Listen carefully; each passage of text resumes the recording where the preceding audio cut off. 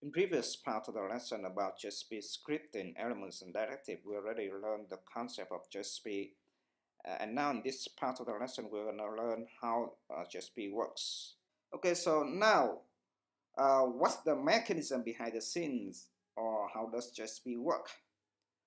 Well, when the first request for JSP come in, then Tomcat, which is an application server, will automatically convert the JSP file for that request to a servlet, and then compiles it and then runs it as a servlet. And here is the diagram for this process. First, the JSP is converted to a servlet, which is a Java file, and then Tomcat will compile it into a bytecode format, which is a .class file, and then Tomcat will execute this bytecode file. And this whole process is automatically done by server, which is Tomcat. Now, to understand more clearly about this process, we should take a look at some directories related to this process. The first directory is called deployed directory, and in Eclipse, deployed directory is this directory or this folder, which is under Tomcat Home. And in Eclipse, Tomcat Home is this path, and here is the workspace for Eclipse, or Eclipse workspace, and here is the .metadata.plugins org.eclipse.wst.server.core and temp0. And notice that under the deploy directory, there are multiple web applications, and here is the content of this web application. Notice that this one and this one are different. Here is the project folder, and here is the deployed folder. This one is here. This is project folder, and this is deployed folder or deployed directory. The second directory is work directory, and in Eclipse, work directory is here. Catalina, this one is under Catalina, and so this is work directory, localhost. And also notice that in the work directory there are multiple web applications, and for each web application is called context name. Context name is this one. And remember that in Eclipse, Tomcat Home is this path, so work directory can be expanded to this path. Notice that if you created multiple runtimes, server runtimes in Eclipse, then we have multiple temp file, temp folder. So if, for example, if you create 2 more server runtimes, then you will have temp1 and temp2, and temp1 is corresponding to server runtime 2, and temp2 corresponding to server runtime 3. And so for each server runtime, you have a corresponding tempx directory, and x is a number.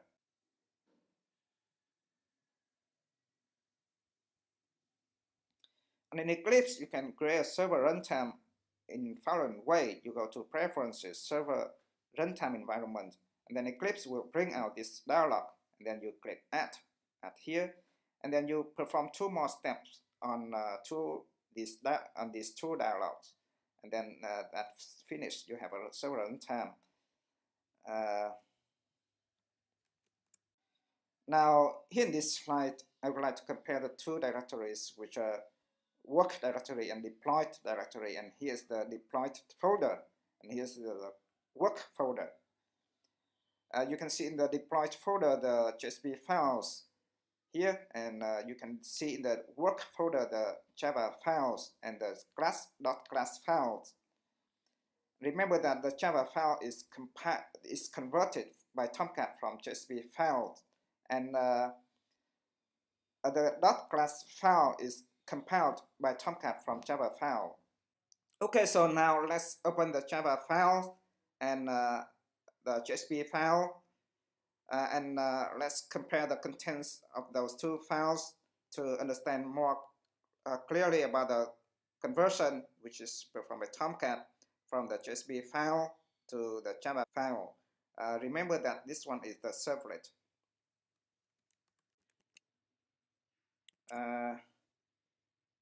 Okay, here is the work folder, and here is the deployed folder. Notice that the deployed folder contains the JSP files here, and here is the work folder, which contains the Java file and the class files. And okay, here is the work folder localhost, and this one is the folder for this web application. And similarly, this one is the folder for this web application in the deployed directory, or in the deployed struct folder. Okay, so let's open this file.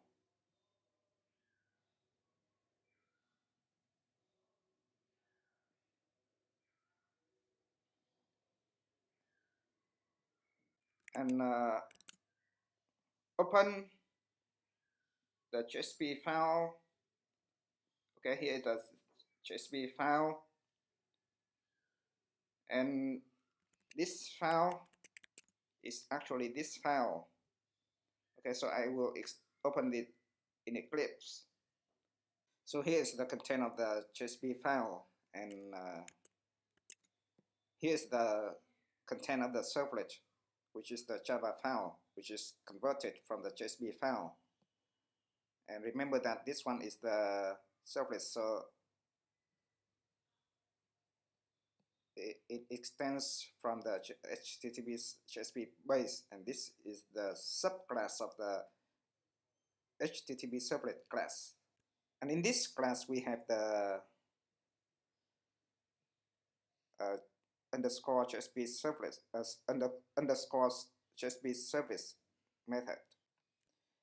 And inside this method, please pay attention to this line, get method. And this method returns the method of the request. So the return can be get or post or head, and etc. And based on the method of the request, we can call do get or do post accordingly. And here is the conversion from the HTML content here, the HTML content. Notice that in this file we have two types of contents, which is HTML content and the Java code content. And here is the conversion from the HTML content to the Java code inside the servlet. So you can see here is the original HTML line from the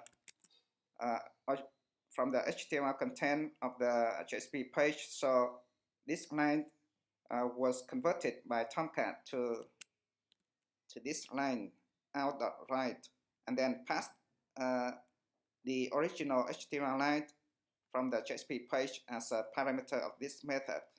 And similarly, you can see here is the HTML. Okay, here is HTML and head title, and here is head title, and etc. You should pay attention to this line.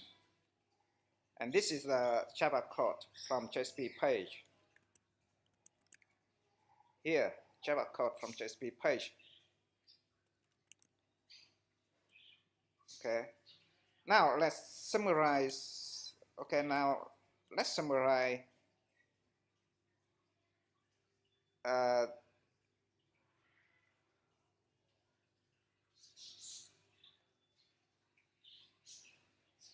the observations about the conversion from JSP to servlet by Tomcat. And first of all, a servlet which is converted by JSP will be the subclass of this class, HTTP JSP base, and this one is the subclass of HTTP servlet.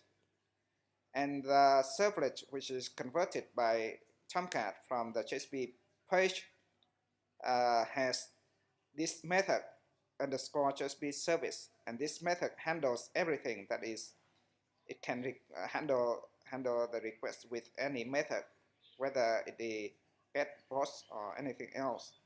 And this method replaces the service method from HTTP servlet. And, uh, in the underscore JSP service method, we call request.get method. This line will return the method of the request, and based on that request, based on that method, we can use if-else statement, and based on that, we can handle the request accordingly. And finally, each line of HTML text will be converted to out.write. So all the HTML text in JSP page are converted into out.write statement, as you can see here. And that's all for this part of the lesson about JSP scripting elements and directives.